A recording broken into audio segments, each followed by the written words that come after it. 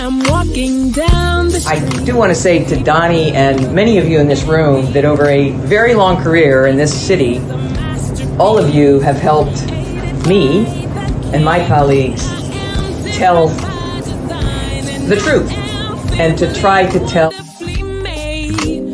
I may not look like you and you me, but my head up. I'm from South Carolina, so I just got it. What does this event mean to you, Miss Peggy Mars? Oh, my heart. Happy 20th anniversary. My heart is about loving up on my sisters. Do you know what it feels like to have your sisters in the room? Done. And dare to be different and unique. I'm gonna be the best me I can be by letting His glory shine through. I am beautiful, I am blessed, but not just what you see in the flesh. I'm free from people, free from myself. There's The doctor lived next door to the janitor to the reverend and the lawyer. We were together. Now we get so high and mighty that you create stress for your society because you don't like poor black folks either. That's a health problem. Get yourself together so I can stop being taking care of geriatric people and get back to pediatrics. I thank you, Doni, for all you've done. Let's keep doing it all the more. letting His glory shine through. Dare to be you, dare to be me, dare to be different and unique. I'm gonna be the best me I can be by letting His glory shine through. And I dare you, I dare you, I dare you to be you. Our deepest fear is not that we are inadequate. Our deepest fear is that we are powerful beyond measure. It is our light, not our darkness, that most frightens us. We ask ourselves, who am I to be gorgeous, brilliant, talented, fabulous? Actually, who are you not to be? You are a child of God. Your playing small does not serve the world. There's nothing enlightening about shrinking so that other people won't feel unsure around you. We were born to make manifest the glory of God that is within us. It's not just in some of us, it is in everyone. As we let our own light shine, we unconsciously give other people permission to do the same. As we are liberated from our own fear, our presence automatically liberates others. It's by Marianne Williamson. She ran for president. As a matter of fact, Nelson Mandela used that very same poem in his inauguration speech when he became the first Black president of the free South Africa. Without further ado, we're going to start off with our first guest today, Councilman Martin Mitchell, candidate for mayor of the city of Laurel. Good morning, Councilman. How are you? Hey, what's going on? How you doing today? You always play so easy, so laid back, so cool. What's happening with you, man? Man, you know, hey, that's what life is all about, being cool, calm, and collected. And so, yeah, I definitely try to stay cool. And I appreciate that quote you used about dimming your light. You know, I was on a podcast the other day, and she was talking about how, you know, sometimes you have a vibrant personality and you dim your light based on the room you go into. But don't dim your light. You know, shine brightly. This little light of mine, I'm going to let it shine. Let it shine, let it shine, let it shine. So, Councilman, you're running for mayor, I understand, of the city of Laurel. Well, to stay corrected, you know, I was. So I was one of the candidates, and I came in a close second place after, you know, the wildest race in municipal politics, I would say. When was the election? November 7th. Okay. Yeah. It was ugly, I would say, but there was so many lessons learned, you know, and you know, I'm still active. I'm still, you know, showing up at meetings, still involved. Right now, I'm focused on the state house because we got a lot of bills that I want to make sure to get passed this year that are going to impact not only Laurel but the state of Maryland. Elections don't make leaders. Yeah, you told me that, Donnie. You told me that, and I remain encouraged. I remain encouraged. You don't have to be elected to serve. You don't got to be team captain and lead. So, absolutely. What issues are you looking forward to dealing with in Annapolis? So the first one being, have you heard of one fair wage? Tell me about it. So one fair wage basically means that, the people who work in the restaurant industry, a lot of people don't understand that they make a sub minimum wage. In the state of Maryland, they make 363 plus tips. And so, yes, that's a sub minimum wage because we know that just January 1st, it got raised to what, $15 an hour, for everybody. But that still doesn't apply to people in the restaurant industry. And so this push is to And bring and them this up. is this is because they get tips to supplement their salary. Exactly. But here's the thing about that, right? Federal law says if you make a sub minimum wage and your tips do not bring you up to the state minimum wage, that your employer is supposed to subsidize, like make up the difference. Meaning if you make 363 an hour and you only tip $1 because there's only one table and they were a terrible tipper, that means you made 483. Most of the businesses don't make up that difference between 483 to which was 1325, but now 15. Right. You know, And so that's the way it's always been. it's a direct legacy of slavery, Johnny. That's exactly what it's about, and that's why this push is about. To be clear with you, one of the biggest reason it started was because after the emancipation, right, you had freed black slaves who then went to work in the food industry, the restaurant industry, and it was supposed to be a privilege to work in this restaurant for tips, and that's still the mindset to this day, right? Like I was talking to, a bunch of servers, a bunch of bartenders. The bartenders were excited about the possibility of making more money. They've seen some of their friends go to DC, where DC they're now making $16 an hour plus tips. But then they also said what's good for the business must be good for the worker. But that's not always true. And those Have two are you not ever mutually worked? exclusive. Two questions. Sure. Have you ever worked in a restaurant? Yes, sir. Yes, sir. That was my first job. My first job, my second job, my third job. In what capacity? So I worked as a server. I worked as a to go waiter, and then I also worked in the kitchen. When you were a waiter, were you in the state of Maryland? Of course, yeah. Yes, sir. I was Now, definitely in the state of Maryland. now here's the second question. Hmm? Have you ever owned a restaurant? No.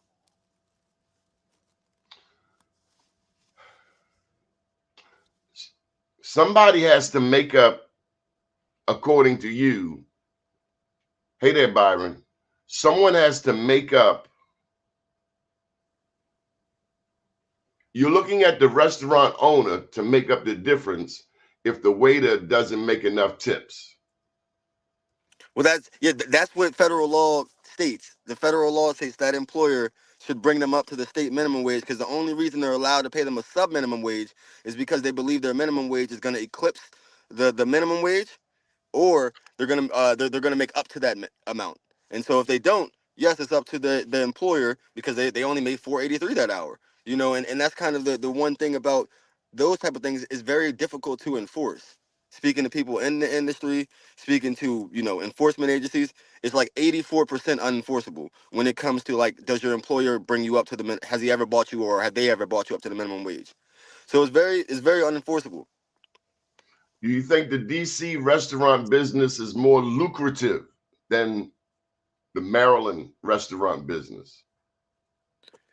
So I would have to look at the numbers to see that, like, if Maryland is actually making more money. I can say that looking at the numbers for DC, they've actually, like, the DC restaurants have made more money and they've actually grown and their employers have been able to be more financially stable. But I can't say, like, the DC market makes necessarily more than the Maryland market. I know that when I look at the Maryland market, I think about Ocean City.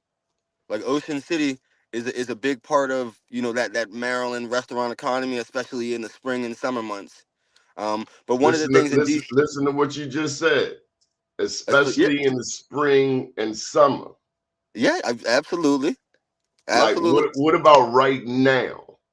Ocean What City about right now. Ocean City right now is slow, but you hire a lot less employees during this time. You don't have the same staff as you would in the summer or springtime in any of these establishments, especially in Ocean City. Fair enough. You know, but I will say that what we've seen in So DC, so right? so so that goes to say that a waiter like you, like me, one of us might get cut. Donnie, although this is very possible, So so I'm gonna be completely honest with you. We're looking at the possibility of you now being able to have one job to sustain yourself, or two, as opposed to three or four. So if you're asking me, like just economically speaking, if I lost my part-time job, but I now had a full-time job that pays me better, is that not a benefit to me? Sure, I believe it is of a benefit to you. You know what I mean? But you also retain a higher quality workforce.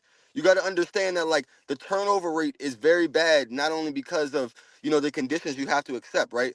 We got to understand that this industry took a hit during COVID, right? yeah, it did. Employees, the industry itself. So employees dropped. You know what I mean? Like there was a lot of employees dropping, but still, what there is in the industry overwhelmingly is majority women, and majority women of color. What? Yes. Yes. So I think it's 62% of the restaurant industry in Maryland is woman, and I think it was like 50% was like majority women of color. So surprisingly enough, it's not just an economic issue, but it's also a woman's right issue. Donnie, this is something that you and I don't experience a You lot are of times. framing this in a way that I have never heard it Hear framed me out. before. Exactly. But this is why I'm the guy, Donnie. This is why I'm the guy. Hear me out. So you and I never experienced this, but I will say that there's a pervasive culture sometimes in the restaurant industry where sexual harassment is tolerated. Inappropriate comments are tolerated, and why is this tolerated? A lot of times because there's no HR, right? And then two is because a lot of times your dependency and your livelihood is relying on tips. So you not only receive inappropriate behavior sometimes from the patrons, but also from the manager and the leadership. I can tell you personally, I've worked in the industry and I've heard many stories of like managers cutting shifts or not, treating someone differently because they didn't reciprocate, flirting or gestures towards them, right? And that's not okay. But this is something that will help professionalize the industry because it wouldn't just be an industry that is reliant completely on tips. You know what I mean? Like it shouldn't be my privilege to work in your restaurant and make you money. You could pay me a living wage and people can still tip me. At the end of the day, I am not tipping you based on you making a $4 hourly wage. Because as I told most of the employees prior to working in the industry or fighting for this cause, I had no clue the sub minimum wage or what you guys were making. So the assertion that like I'm confused. You said you used to be a waiter, though. yes, but you gotta understand, Donnie. I'm 33 years old. I hadn't been a waiter since I was in college, and even when I was in college, the minimum wage was still 363. You know what I mean? So I had no idea that they had not raised it for sub minimum tipped workers because ever since then they have been raising it for everyone else. Well, maybe I'm just lost in the sauce. I mean, when I was a waiter, it was 201 an hour. Well, that had to be a little minute ago. That had to be a little minute ago because I will say Maryland's 363. And I know that it was But still I'm gonna three. It tell was you, still I, that 3 hour I rate. always made my tips. Exactly, as you should, because you're a personable person, Donnie. But what if you made your tips and you also had a little bit in your paycheck? Well, what if your paychecks didn't look like 40, 50, $60? Because like I will tell you, my food paychecks never paid a bill. My food paychecks never paid one bill, Donnie. I'll tell you this: if you worked at a hotel as a waiter, you were a little better off than if you worked at a restaurant alone. I wanted to share this with you. Back when the empowerment zone was in effect here in the city of Baltimore, the empowerment zone helped create jobs, it helped finance businesses, it helped people buy homes. The two businesses that the empowerment zone, the federally funded empowerment zone, would not finance were brothels, which is obvious, Okay. but also restaurants. I came to learn that restaurants were just not very bankable. To run a restaurant Sure. is Sure. tenuous, it's uncertain, it's dubious. It's the most it's the least bankable investment. And so when you have a restaurant that does succeed, last night I was at Moe's. I asked them if they had DoorDash, and they were like, "No." They're very protective. A They're strong missing out. restaurant No. They're missing out. They're missing out. But I want to hear their argument on why they don't have it. I would love to hear that one. because they want people to come to the restaurant. They're missing hundreds of thousands by not having DoorDash or Uber Eats. Because I would tell you, even talking to some business owners, it takes their business to the next level once they're able to actually deliver. Because you got to understand. I don't know their full argument, but I can tell you this: I would love to hear. That's what I was saying. they were adamantly no, and I think I got the sense that it takes away jobs. From them? No, And it I kills. didn't get that. This is a restaurant that's open every day of the year. Wait, you said Moe's? Yeah, Moe's Towson. The south, like the southwest spot, like the they got the tacos and the burritos and No. Moe's Seafood. oh, okay. That's a little bit different. I understand that. Moe's Seafood. Okay, but for the most part, I've talked to a lot of the business owners. COVID has changed the way they do business, especially the restaurant owners. Like And a lot of them have moved to that carry out or that delivery. You know what I mean? Not as many people are dining in. You know what I mean? Like, they and want you so to come to that restaurant, they want. and they take a lot of pride in that restaurant. It is family oriented. It's the same people who've been working there for years. No, I hear that, but here's the thing. I'm not saying it's going to take jobs because at the end of the day, you weren't going to have people in the store that was delivering it. Most of the part will be Uber Eats or DoorDash. The one thing I would say is they're limiting their profit margins necessarily because what I've seen, even from like a local restaurant, Shaw, right? We have a Shaw's Halal Food. The first 2 months, they didn't have any DoorDash, Uber Eats. Soon as they went to it, I went to that owner the next week, and he said that like his profit margins almost doubled just by moving to the online ordering platform and delivery platform. You know what I mean? And he said like, man, there was so much money they were missing out on the first like 45 or 60 days because they didn't have it set up.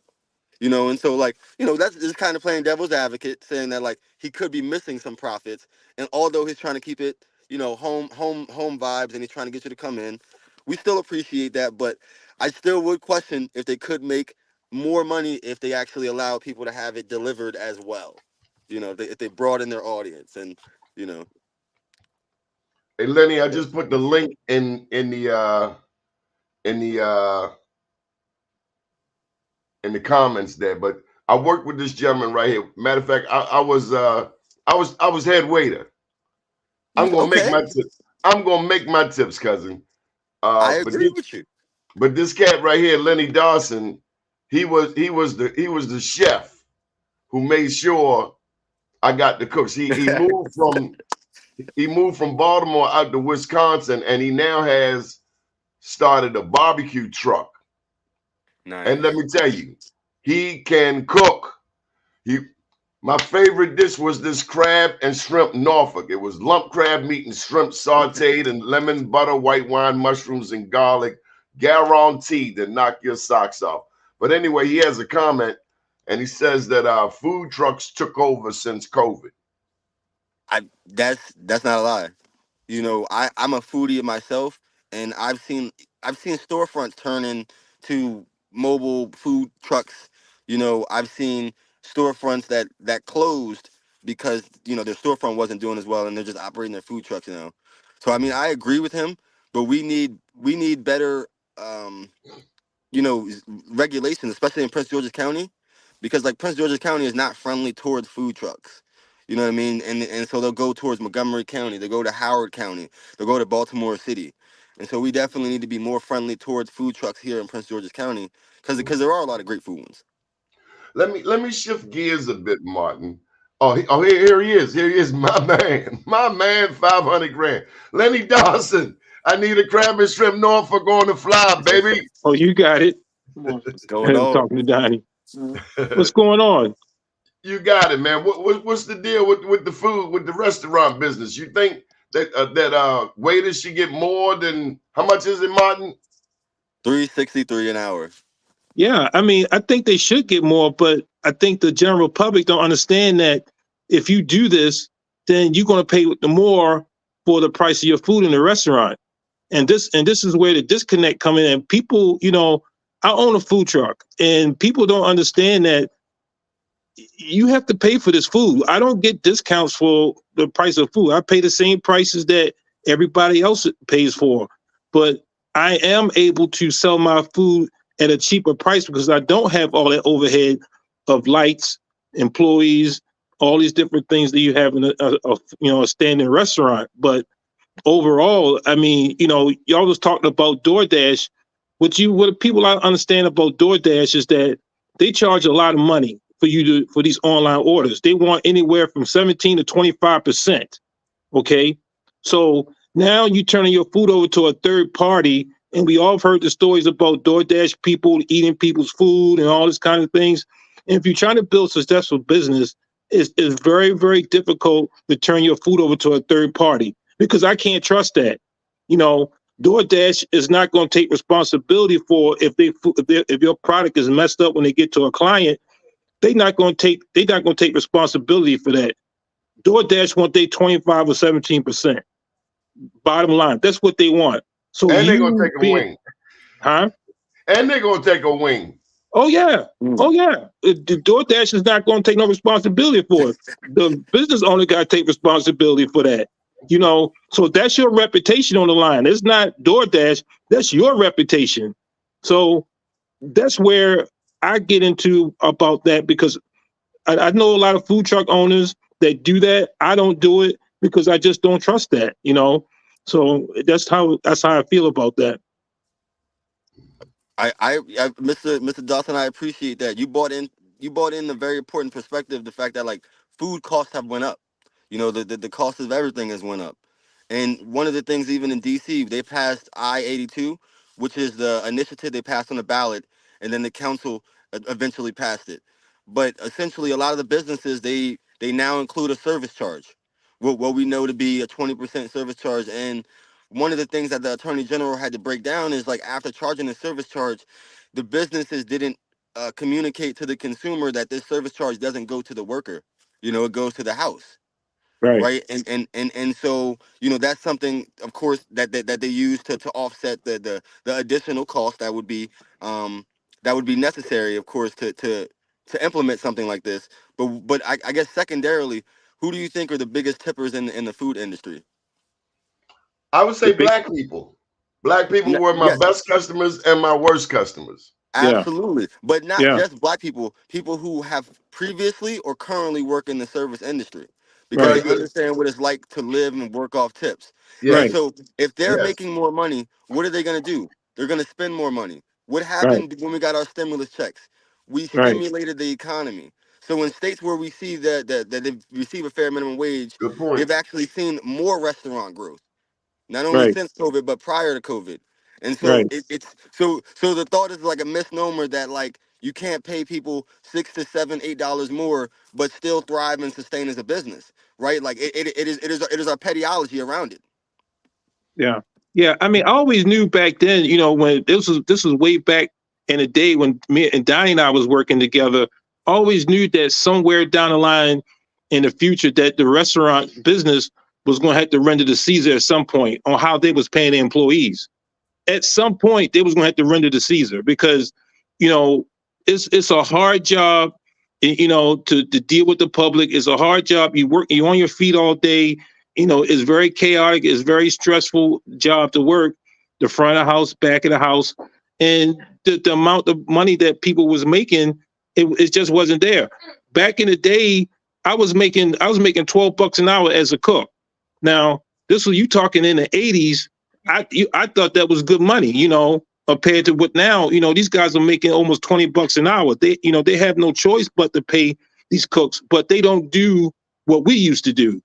You know, they're actually doing less now. You know, we used to butcher our own meat. We used to butcher our own fish. Now everything is pre-portioned and stuff like this. And these guys are making way more money than I did now, and they don't do they don't do nowhere near the type of work that we did. But I mean, the industry as a whole here in Wisconsin, what I can tell you is that when I started my food truck, it was during the height of COVID. It was shut down. There was no restaurants open. There was nothing when I started this. And I went through the whole process of going through the shutdown. When vaccines came out, things slowly opened. And I can tell you that a large percentage of these restaurants here, they closed up because they didn't have the people, you know. So COVID gave people a lot of time to think about their lives and their careers and how they want to carry it from there forth. But I benefited from it. My business benefited from it because people didn't want to go in restaurants anymore. I do more outdoor venues with weddings than anything because supper clubs, catering places, they don't have the employees to handle 200 to 300 to 400 people now. So now they go to these outdoor venues, they solicit food trucks, they get 1, 2, or 3 food trucks, and that's how they do it now. And that's been the trend. Lenny, we only have a couple of minutes. Why don't you plug your business and tell them what's on the menu? Okay, so yeah, all right. I own Smokehouse Barbecue. I'm up in New London, Wisconsin. I live an hour southeast of Green Bay. We do all the old school barbecue stuff: smoked brisket, pulled pork, mac and cheese. Everything is homemade from scratch. My wife and I, we run the business. We do catering. We do outdoor festivals and concerts and everything. Me and Donnie go way back. As a good friend of mine. And where you from? I'm from Baltimore. I've been living in Wisconsin 23 years. Baltimore. East Baltimore, Hartford to 25th Street. That's where I'm from. There you go, son. Yeah, yeah. Is there a website or a phone number you can put out there, Lenny? Yeah, I got a website. It's smokehoundbarbecue.com. I have my menu and pictures and everything of what we do out there. So, and we on Facebook, Smokehound Barbecue, Instagram. We all over. So right now is wintertime. We shut down for the season. We work 8-9 months out of the year, and that's what we do. So, but Donnie, I want to try to come back to Be-More for a football game. So you might see me. Go Ravens. Go Ravens. Oh, yeah. Martin, we got a couple of minutes. Any final thoughts? So Donnie, you know that I'm, big on cannabis. We're gonna see a lot happen in cannabis this year, between new licenses issued out, but also at the state legislature. I'm really excited to see more criminal justice reform in relation to cannabis, and also there's gonna be a bill about labor peace agreements, so we could have more collective bargaining within the cannabis industry, because I think I talked about the abuses earlier that sometimes go untalked about. Okay, how can people get in touch with you, Councilman, Cannabis Councilman? At Martin, Martin, for Laurel, FORLAUREL, and you could do it on Twitter, Facebook, and Instagram. So Martin for Laurel. Are you going to run for office again? I'm definitely going to be on the ballot again. I'm not sure when, because I got to start this nonprofit first. But, definitely sometime in the next 4 years. Good deal. Gentlemen, thank you both for joining us. We're going to take a pause and bring back our next guest, Mr.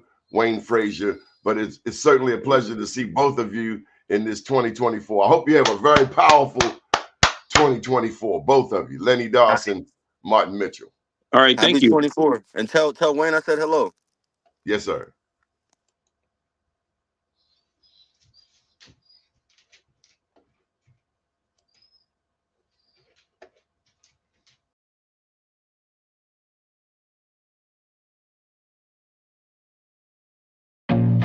I feel nauseous, believe me. Never had a lot of shit come easy. Had to work hard, struggle just to be me. Had to and what was left over I put towards my dreaming. But the only thing in life that has meaning are the things you gotta work for, believe me. Taking into your hands, a plan your own hands can land your own brand. And damn, I feel like no one takes accountability. They want the credibility, convincingly unwilling to put in the hours it takes to get some power. Don't be f***ing sour, take a cold shower, scream until you're louder, work until you're prouder, and f*** all the doubters, they're just your downers. I swear to God they'll let me down. I always fought. I can tell you that 7 years after Freddie Gray, that was 2015, spring, April, May, this is 2022. Communities like Sandtown, all we saw then and now in terms of investment was a renovated Western District Police Station and a new funeral home. That's what West Baltimore got. A new police station and a new funeral home. What kind of optics are they?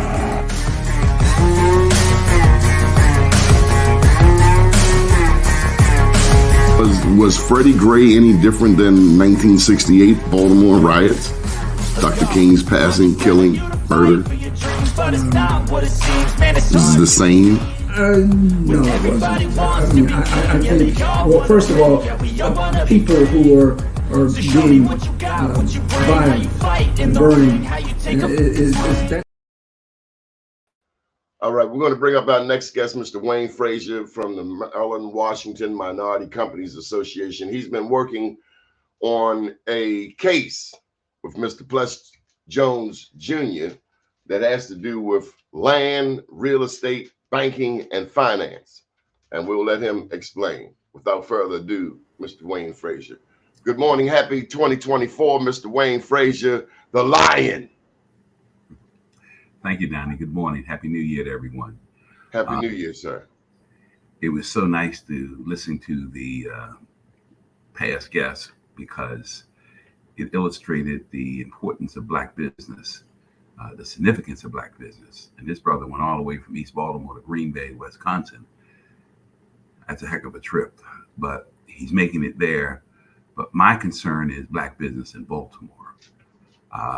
And right now there's an assault on a very, very, very famous, large employer of Black folks, and just a significant Black business in Baltimore, and that's known as the P&J Contracting Company, which is now owned by Ples Jones Jr. And he was fortunate enough to be able to purchase that business from his father, Ples Jones Sr., back in 2020.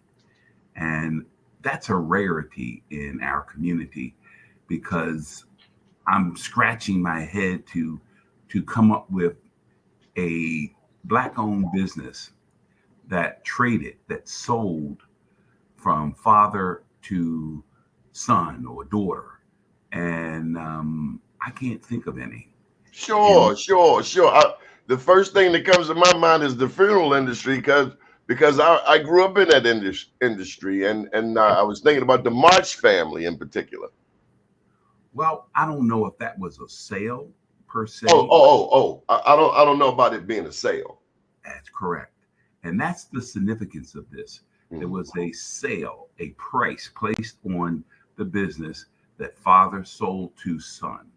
Son then, and this is where the issues began, son then needed financing, an enormous amount of financing, around $6 million to complete this transaction.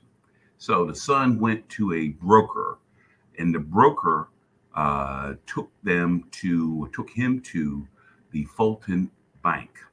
And that's where the trouble began, because Fulton Bank, through a series of trick bags, remember James Brown talked about trick bags? Well, through a series of trick bags, Fulton Bank and their accomplice, a major law firm in Baltimore, a blue blood firm known as Gordon Feinblatt, one of their senior partners, Todd Chasen. And then, which is really strange, I mean, I don't know how this got convoluted, but then Fulton Bank, Todd Chasen, and Gordon Feinblatt enlisted the assistance of the Maryland Department of Environment. Whoa. And yes, the Maryland Department of Environment to protect, I guess, Maryland Department of Environment's interests, but it surely didn't protect Mr. Pless Jones Jr. interests. A loan was made, and then Fulton Bank demanded that Pless Jones Jr. include in this deal the satisfaction of a compliance agreement with the Maryland Department of Environment on a piece of land that Pless Jones Sr. owned in East Baltimore. Now, this land was originally owned by another brother by the name of Randy Phipps, who goes way back. It's 22 acres of very valuable industrial land set up for for recycling. But this particular land had nothing to do with the purchase of the business. It was in a separate corporation outside of the business. But somehow, and we're trying to figure that out, why did Fulton Bank and its attorneys, Gordon Feinblatt, force Pless Jones Jr. to include the remaining cleanup of this land in their deal? They didn't take it as collateral. And you know, when banks lend money, first thing they look for is how they're going to get repaid. Number one, how are you going to repay me? And number two, if you can't repay me that way, then how are you going to repay me in number two? And that is, oftentimes they take collateral so that they can sell off against that collateral and sell it and retire it. And the plot further thickens because this loan was also guaranteed by our U.S. government through the SBA. Fulton Bank is a preferred lender. That's significant. That means that they can make loans to you and I, any small business out there, under the guise of SBA, book it, and then send it to SBA. And SBA, they don't even review the deals. They just accept it, put it on the shelf, and the only time that they review it is if there's a default. Now, fortunately, Mr. Jones has not defaulted, but this whole fiasco has created a financial strain on him. Recently, this year, because of this cleanup, and and Fulton Bank brought in a major engineering firm, environmental engineer, to monitor this, to help in the compliance of it. And they put $500,000 of the proceeds that Mr. Jones Sr. was to receive in escrow so that they could pay for whatever needed to be done to get the land back into compliance. Well, this engineering company never, ever paid a dime. They paid themselves. And as a result, Mr. Jones had to go into his cash. He's operating a business, underground work, demolition work, what do you call it, grading, all of this earthwork. That's what they do. But he had to take his money out of his operating fund. He's got 52 employees, pay them every other week, and he had to take his money out to pay for this cleanup. And then when he fell behind, the state of Maryland, through the Department of Environment, took him to court, sued him, and he got a $500,000 judgment against him. And he's saying, whoa, what's going on? I didn't sign up for this. And as a result, apparently he did sign up for it. Who was advising him? Wasn't me. It was the attorneys. And I'm glad you asked that, Donnie. It was the attorneys. And that's part of the lawsuit. The attorneys, Gordon Feinblatt and their partner, Todd Chasen, who separated himself. I don't know how he did it, but he separated himself from Gordon Feinblatt to pick up this case. And by the way, Fulton Bank brought him in to represent Mr. Jones. And at no time did Fulton Bank or Gordon Feinblatt tell Mr. Jones, inform Mr. Jones, oh, we're also serving as Fulton Bank's counsel. Now, you know that. They are representing both the client and the plaintiff. You got it. And that's resulted in well, that seems unethical. It seems that will be against what the Maryland judiciary would stand for, Mr. Frazier. Well, Donnie, that will be determined because a lawsuit was filed earlier back in December. I mean, that's like a lawyer representing both sides. Can that happen? It doesn't seem ethical.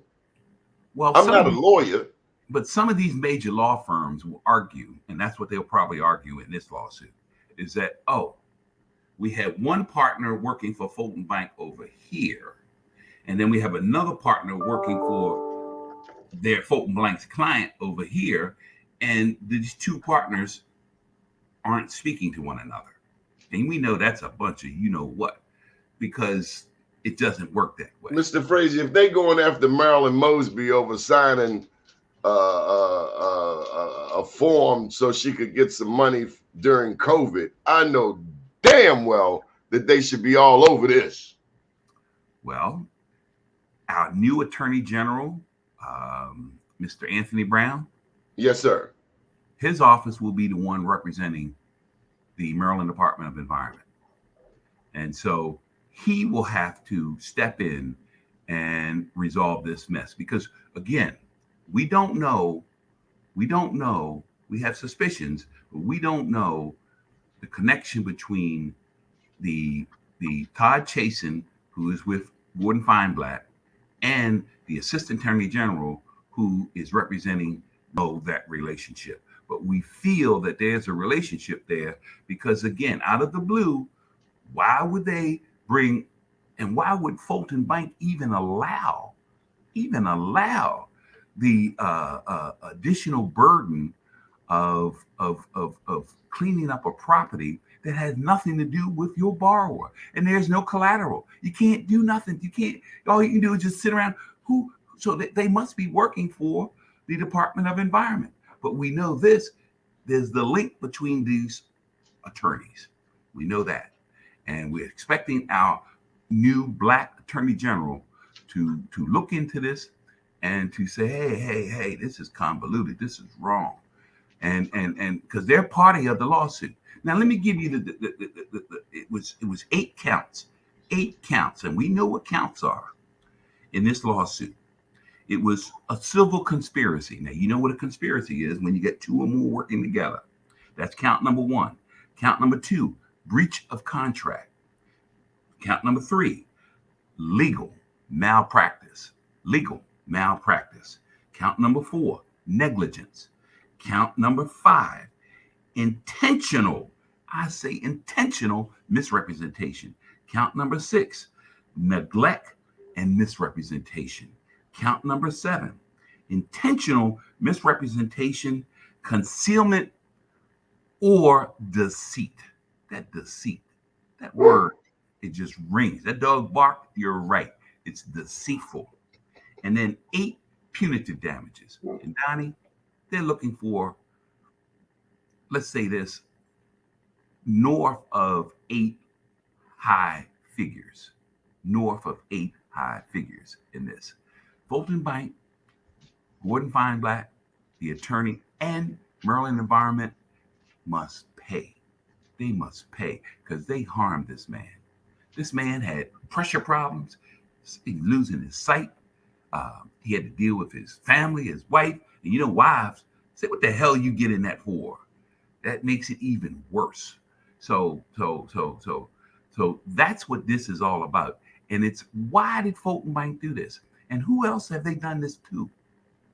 It seems like a public relations nightmare for Fulton Bank. Why would they put themselves in such a position?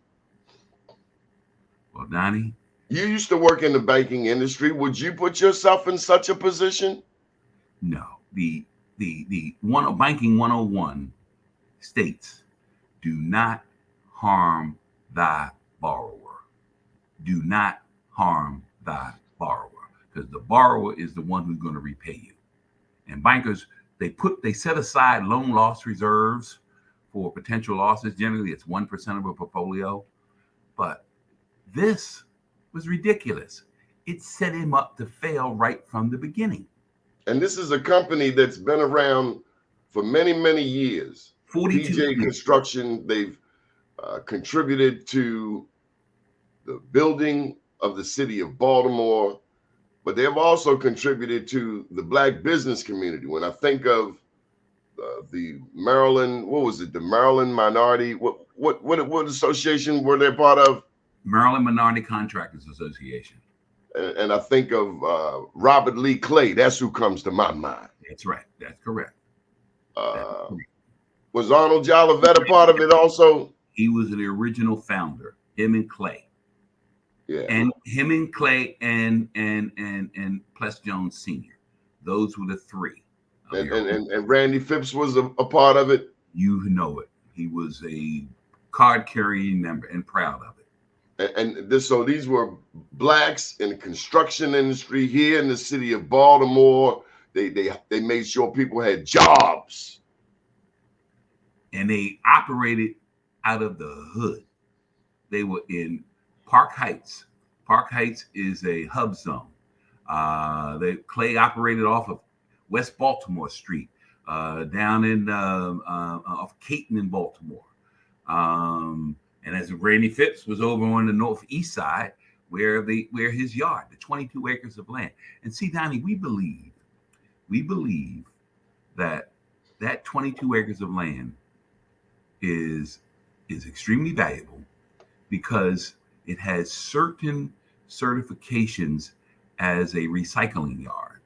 And the state of Maryland don't provide those types of certifications anymore for any new land. So all the land that's out there is extremely valuable. And we believe that there are sources out there that are connected with the law firms that want their hands on this land.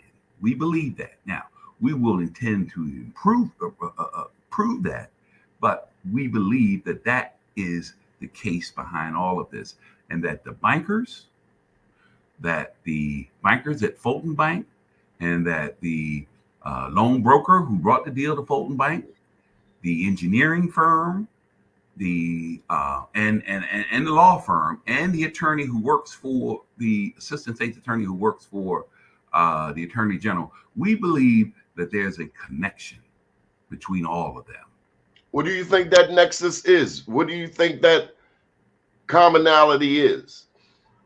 Well, Donnie, we believe that they belong to a organization or a religious organization where they know one another and have done deals like this forever. That's what we believe. Mr. Frazier, how did the Maryland Washington Minority Companies Association come to be involved in this? Mr. Jones, although he is treasurer for the Maryland Minority Contractors Association, that's the one that former Mayor Sheila Dixon heads up. He went to them, and he's a treasurer. His father's the founder. And he told me that they would not provide any assistance. And a number of that's disturbing. And a number of those folks, as a part of that group, I've heard that they despise the work that I do. But you know me, I'm fearless. I don't give a hoot about that. So I could not see the brother and his lovely wife and their family lose everything. And that's what was about to happen, because I told you he did not default, but he's running out of cash. So cash is king.